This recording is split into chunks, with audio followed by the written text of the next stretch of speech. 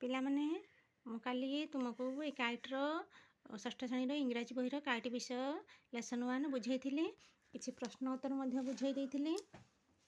ଆଜି ଆଉ କିଛି ପ୍ରଶ୍ନ ଉତ୍ତର ବାକି ରହିଥିଲା। କାଲି ଏଇ ସବୁ ପ୍ରଶ୍ନ ଉତ୍ତର ବୁଝେଇ ଦେଇଥିଲି। ଆଜି ଆଉ କିଛି ପ୍ରଶ୍ନ ଉତ୍ତର ବାକି ରହିଯାଇଥିଲା। ଆଜି ବୁଝେଇ ଦେଉଛି ଶୁଣ।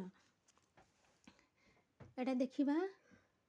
ଏ ନମ୍ବରଟା ଲେଖା ହେଇଛି a dash on the dash. ଏଠି ହେବ a kite on the ground, ଗୋଟିଏ ଗୁଡ଼ି ଭୂମି ଉପରେ।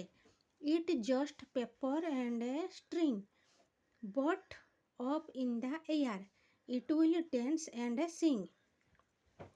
ଏଇଟା କବିତାରେ ଲେଖା ହେଇଛି, ସେଇ ଅନୁସାରେ ତୁମେମାନେ ଲେଖିବ।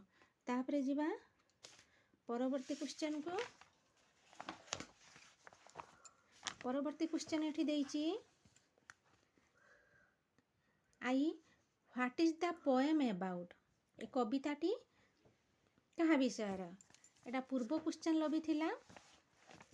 ତା ଛଡ଼ା ଆଉ ଥରେ ମୁଁ ତୁମମାନଙ୍କୁ କହିଦେଉଛି। ଆର ଆନ୍ସର୍ ହେଉଛି the poem is about two different stages of କାଇଟ୍ସ।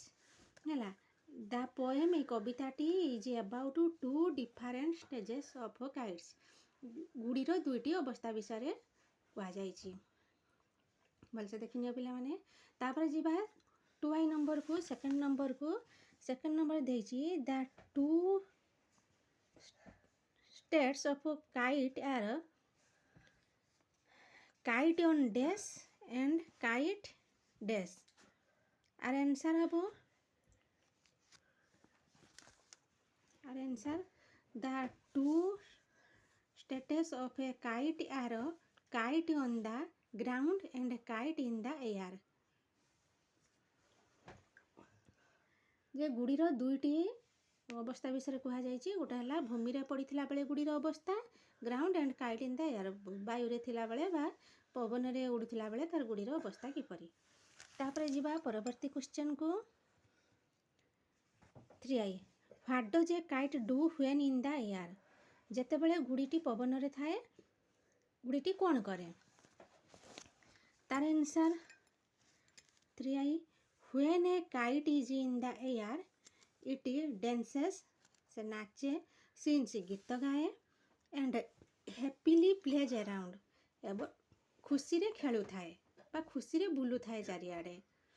ତାପର ନମ୍ବରକୁ ଯିବା IV. What do the first two lines of the first stanza talk about.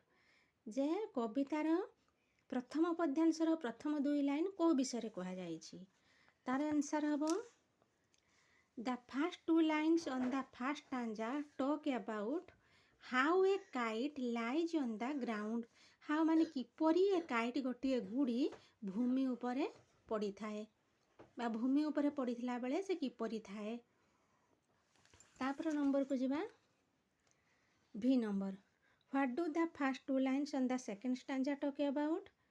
ହେଲା, ତାର ଆନ୍ସର୍ ହେବ ବା ଆର ମାନେ ହେଉଛୁ ଯେ ଦ୍ୱିତୀୟ ପଦ୍ୟାଂଶଟିର ପ୍ରଥମ ଦୁଇ ଲାଇନ୍ କେଉଁ ବିଷୟରେ କୁହାଯାଇଛି।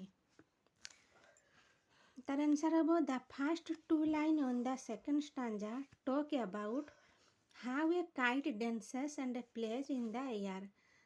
ଯେ ହାଉ କିପରି ଏ କାଇଟ୍ ଗୁଡ଼ିଟି ନାଚେ ଏବଂ ଖେଳେ ବାୟୁରେ ଥିଲାବେଳେ। ଏଗଲା ଏସବୁଥିର ଆନ୍ସର୍। ତାପରେ ଯିବା ପରବର୍ତ୍ତୀ କ୍ୱେଶ୍ଚନକୁ। ପରବର୍ତ୍ତୀ କ୍ୱେଶ୍ଚନ ଅଛି, ଦୁଇଟି ଶବ୍ଦ ଦିଆହେଇଛି ଏପଟେ ଆଉ ସେପଟେ, ତାକୁ ଆମେ ଦେଖିବା। ପ୍ରଥମେ but up in the air it will dance and sing. ହେଲା, ଯେତେବେଳେ ବାୟୁରେ ଥାଏ ସେ ନାଚେ ଏବଂ ଗୀତ ଗାଏ। ଏଟା କ'ଣ ହେବ?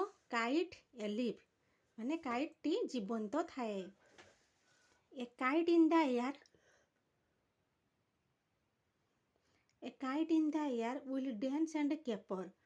ଏଟା ବି ସେଇ ହେବ କାଇଟ୍ ଏଲିଭ୍, କାଇଟ୍ଟି ଜୀବନ୍ତ ଥାଏ। A kite on the ground it just paper and string. କାଇଟ୍ଟି ଯେତେବେଳେ ଭୂମି ଉପରେ ପଡ଼ିଥାଏ ସେଟା କେବଳ ଗୋଟେ କାଗଜ ଏବଂ ସୂତା ଥାଏ। ସେଟା ହେବ କାଇଟ୍ ଡେଡ୍, ମାନେ କାଇଟ୍ ଦେହରେ ଜୀବନ ନଥାଏ ଯେପରି, ସେହିପରି ପଡ଼ିଥାଏ। But back on the ground it just string and paper, ଏବେ ହେବ କାଇଟ୍ ଡେଡ୍। କାଇଟ୍ ଦେହରେ ଯେପରି ଜୀବନ ନଥାଏ। ଏଇ ହେଲା ତୁମମାନଙ୍କର ଆନ୍ସର୍। ଏଇ ବିଷୟଟି ଶେଷ ହେଲା। ପରବର୍ତ୍ତୀ ଭିଡ଼ିଓରେ ମୁଁ ଲେସନ୍ 2 ଏ ଗ୍ରେଡି ଫ୍ୟାଟ୍ ଓଲ୍ଡ ମେନ୍ ତୁମମାନଙ୍କୁ ବୁଝେଇବି। ପରବର୍ତ୍ତୀ ଭିଡ଼ିଓ ପର୍ଯ୍ୟନ୍ତ ଅପେକ୍ଷା କର। ତାହେଲେ ଆଜି ଏତିକି ଥାଉ। ମୋ ଚ୍ୟାନେଲଟିକୁ ଲାଇକ୍ ଏବଂ ସବସ୍କ୍ରାଇବ୍ କରିବ ପିଲାମାନେ, ଏବଂ ଯେଉଁଠି ନ ବୁଝିପାରୁଛ ମୋତେ କମେଣ୍ଟରେ ଜଣାଇବ।